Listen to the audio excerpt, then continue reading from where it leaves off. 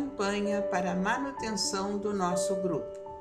Participe acessando nosso site. Prezadas irmãs e prezados irmãos, trabalhadores do Grupo Espírita Francisco Xavier, frequentadores e simpatizantes.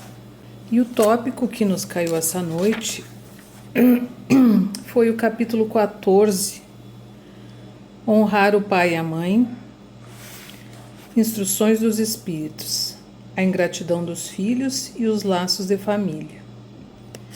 O item 9, e é justamente um trecho do item 9 que nós vamos ler e sobre o qual vamos reflexionar na noite de hoje. E ele diz assim: desde o nascimento, a criança manifesta os instintos bons ou maus, que trazem suas existências anteriores. É preciso aplicar-se em estudá-los. Todos os males têm origem no egoísmo e no orgulho. Cabe aos pais observar e combater os menores sinais de manifestação desses vícios, sem esperar que criem raízes profundas. Façam como o bom jardineiro, que arranca os brotos daninhos à medida que os vê aparecerem na árvore. Se deixarem que o egoísmo e o orgulho se desenvolvam, não se espantem, mais tarde se forem pagos com a ingratidão. Quando os pais fazem tudo o que podem para o adiantamento moral dos filhos e ainda assim não alcançam êxito, suas consciências devem ficar tranquilas, e o desgosto que sentem por verem todos os seus esforços fracassados é natural. Deus lhes reserva uma imensa consolação, na certeza de que isso é apenas um atraso momentâneo desse espírito. Será permitido aos pais terminarem em uma outra existência a obra começada nessa, e um dia o filho ingrato os recompensará com seu amor. Deus não dá a prova acima das forças daquele que a pede. Ele apenas permite aquelas que podem ser cumpridas. Se fracassamos, não é por falta de condições, mas por falta de vontade. Existem muitos que, em vez de resistirem aos maus pensamentos, neles se comprazem. É para esses que estão reservados o choro e o sofrimento em existências posteriores. Admirem, portanto, a bondade de Deus, que nunca fecha as portas ao arrependimento. Chegará o dia em que o culpado, cansado de sofrer, com seu orgulho dominado, pedirá ajuda. Só então Deus abrirá seus braços paternais para o filho pródigo, que se lançará a seus pés. As grandes provações, quando aceitas com pensamentos em Deus, quase sempre indicam o fim de um sofrimento, e por consequência um aperfeiçoamento para o espírito. É um momento supremo e o espírito não deve se lamentar se não quiser perder o fruto da prova e ter que recomeçá-la. Em vez de reclamarem, agradeçam a Deus pela oportunidade de poderem vencer e receber o prêmio pela vitória. Quando saírem da vida terrena e entrarem no mundo dos espíritos, serão aclamados como o soldado que sai vitorioso da batalha. As provas mais difíceis são aquelas que afetam o coração. Existem aqueles que suportam com coragem a miséria e as privações materiais, mas abatem-se ao peso das amarguras domésticas, atormentados pela ingratidão dos seus. Que angústia terrível! Nesses casos, mais que o conhecimento das causas do mal, a certeza de que não existem sofrimentos eternos é que ajuda a reerguer a coragem moral. Porque Deus não quer que a sua criatura sofra para sempre. O que pode existir de mais consolador e encorajador do que saberem que depende apenas dos seus próprios esforços abreviar o sofrimento, destruindo em vocês mesmos as causas do mal? Para isso não poderão observar apenas uma existência terrena. Será necessário elevarem-se a ponto de abrangerem a percepção do passado e do futuro.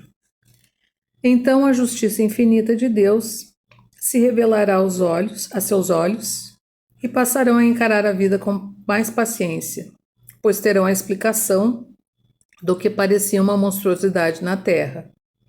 As feridas que suportaram parecerão arranhões.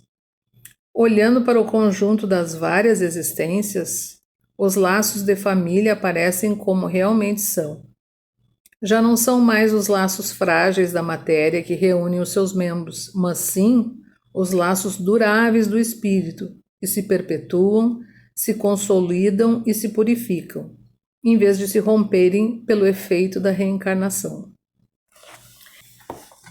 O espírito, quando ele retorna para a Terra, ele reinicia uma caminhada em um lar, onde os pais, e aqui como pais eu incluo os responsáveis, né, por essas crianças, eles devem, dentro daquilo que lhe é possível, das suas possibilidades materiais, prover para essa criança, né, prover o necessário para o corpo físico, né, para que ele se desenvolva da melhor forma possível, prover a escola, né, que essa criança frequente os bancos escolares para a devida aquisição, né, das ferramentas que farão a sua participação nesta reencarnação neste planeta mais proveitosa, né? E também, meus irmãos, e não menos importante, eu diria até como uma das coisas mais importantes, esses pais, esses responsáveis, devem prover a essa criança que está sob seus cuidados, né, os valores morais, né? Os valores morais, porque são esses que vão ser a base da sua reforma íntima, né? São esses valores que essa criança vai carregar durante essa reencarnação e que vão promover o crescimento, né, espiritual e moral dessa criança. Esse espírito, né, embora uma criança, mas esse espírito é milenar e traz consigo muitas vivências, né, de várias reencarnações, né. E durante essas reencarnações, né, em que foram renovadas as oportunidades de aprendizagem, né, ele foi melhorando em algumas coisas, né, foi progredindo. Mas nós sabemos que a nossa caminhada é uma caminhada longa, que nós necessitamos de várias reencarnações para o nosso progresso. Então, quando essa criança chega, né, para nós, para o nosso lar, para os pais, para os responsáveis, nós sabemos que é através da educação dos sentimentos que essa criança, conforme cresce, né, ela começa a manifestar instintos que podem ser bons, né, como o amor, a paciência, a tolerância, a fraternidade, né, a caridade, que já denota, né, um nível elevado. Mas também essa criança pode manifestar instintos maus, né, que o Evangelho nos dá, né, como sendo o orgulho e o egoísmo as duas grandes chagas da humanidade, né. São os dois grandes valores, né, menores, né, valores negativos, digamos assim, que atrapalham em muito nosso crescimento espiritual. Bom, os pais reconhecendo, né, esses valores negativos, tanto os positivos, né, devem ser reconhecidos e devem ser incentivados, né, e com cada vez mais esclarecimentos. Os maus têm que ser trabalhados assim, especificamente e muito perto.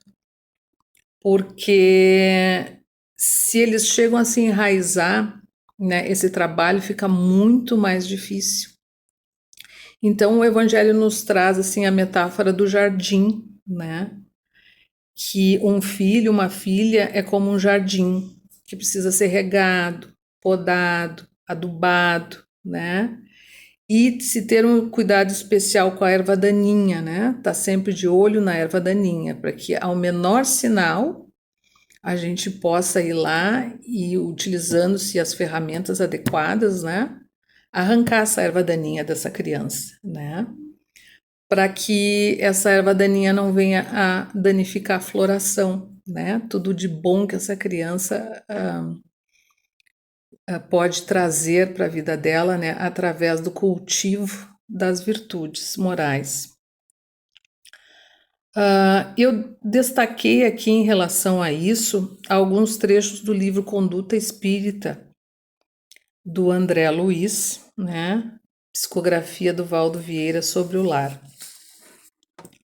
Começar na intimidade do templo doméstico a exemplificação dos princípios que esposa com sinceridade e firmeza, uniformizando o próprio procedimento dentro e fora dele. Ou seja, né, ser dentro do lar, assim como somos na sociedade e vice-versa, né? A exemplificação é sempre mais eloquente do que a palavra, porque a palavra dita sem o exemplo, ela traz muita confusão para a criança, porque ela não sabe para que lado ela vai ir. Eu sempre dou o mesmo exemplo, que foi um exemplo que eu vi e que me marcou muito. Eu trabalhava perto de uma pequena escola particular de ensino fundamental e no pátio eles tinham, que eu achava muito bacana, eles tinham como se fosse uma rua, assim, trânsito, né? A sinaleira, assim, as plaquinhas, né? Toda orientação para se aprender na forma correta, né? De se andar no trânsito. E essas crianças tinham essas aulas e eu achava tão bonitinho aquilo, né? E na hora que eu saía era a hora que os pais iam pegar essas crianças na escola, né? E o que eu via? Eu via pais estacionados em fila dupla, com a mão na buzina, chamando as crianças, né? Então vejam bem que valores diferentes, né? A escola proporcionando o valor adequado, né? Para se andar no trânsito, o valor correto, e os pais dando o exemplo de tudo aquilo que não se deve fazer. Isso traz muita confusão para a criança, isso traz prejuízo emocional para a criança. Então, muito cuidado. Calar todo o impulso de cólera ou violência, amoldando-se ao evangelho de modo a estabelecer harmonia em si mesmo perante os outros. A humildade constrói para a vida interna, para a vida eterna. Mesmo que estejamos, né, nós pais e responsáveis pelas crianças, a gente saiba das nossas condições morais, que a gente sente que está aqui ainda aprendendo muito, que ainda temos muitas dificuldades, né, lidamos com muitas dificuldades. Como adultos, como pessoas mais esclarecidas, é nosso dever, mesmo sentindo esses impulsos, né, de cólera, de violência, né, de vontade de externar oralmente de forma agressiva o que está sentindo, é nosso dever calar esse impulso, né? Se nós já estamos de posse do conhecimento, se nós lemos o Evangelho, se nós seguimos essa doutrina de amor, de fraternidade, é um dever calar todo o impulso negativo, especialmente quando temos sob nossa tutela uma criança. Porque, de novo, é o exemplo, né? Pelo exemplo, as nossas crianças vão aprender.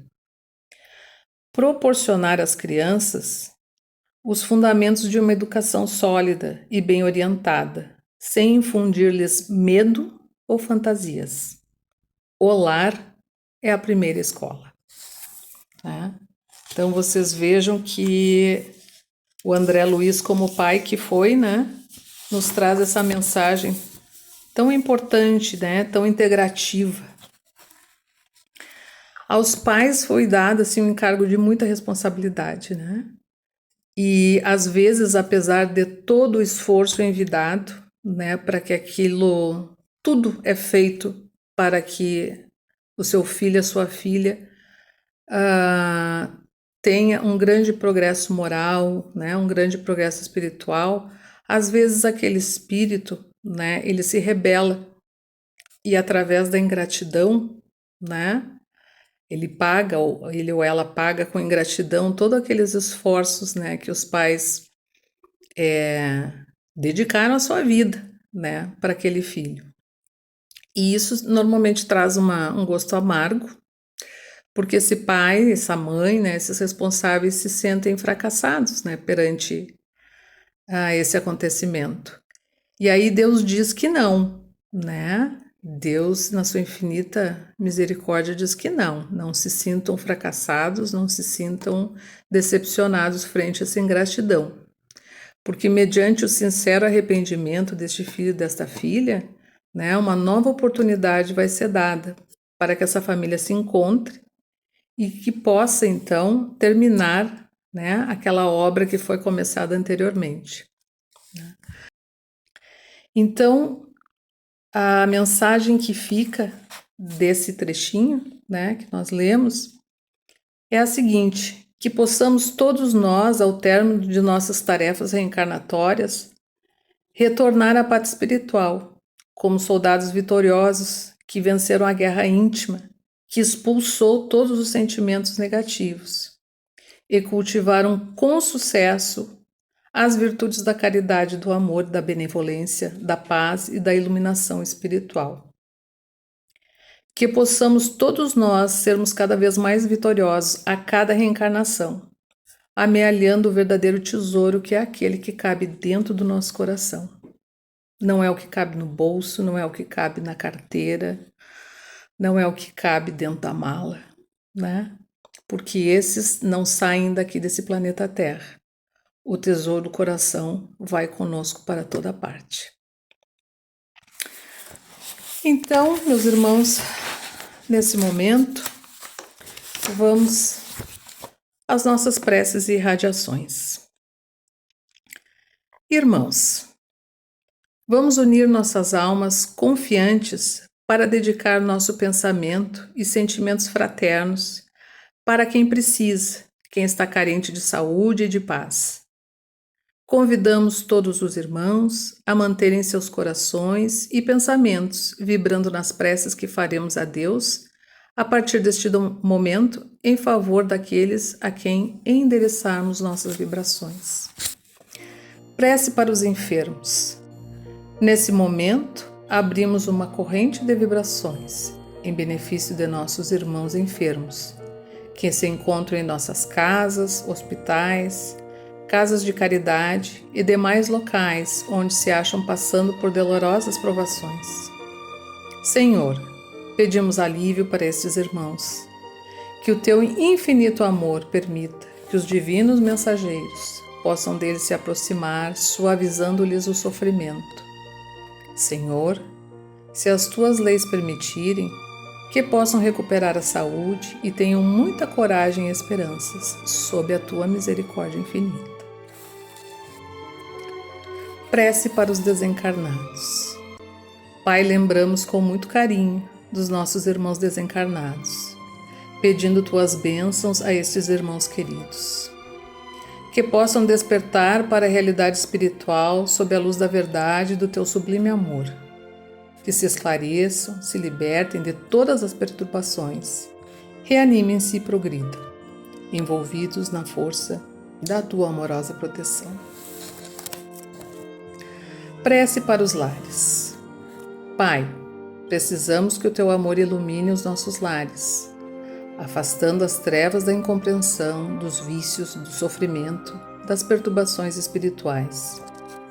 Ajuda-nos, Pai, a compreender que somos todos teus filhos, formando uma família com quem temos a necessidade de aprender a amar, auxiliando-nos uns aos outros. Que em nossos lares reine a harmonia e a paz, sob as tuas bênçãos divinas. Prece para a paz no mundo. Em ti, Senhor, está a força suprema do bem e da paz que governa o universo. Abençoa os dirigentes de todas as nações, especialmente os do nosso país, que saibam governar bem sob a tua proteção, no sentido da ordem e da fraternidade universal. Prece de encerramento. Graças, Senhor, por esses momentos felizes e pela assistência amorosa dos bons espíritos. Abençoa-nos, seja feita a tua vontade. Despede-nos na tua paz. E que assim seja. Campanha para a manutenção do nosso grupo. Participe acessando nosso site.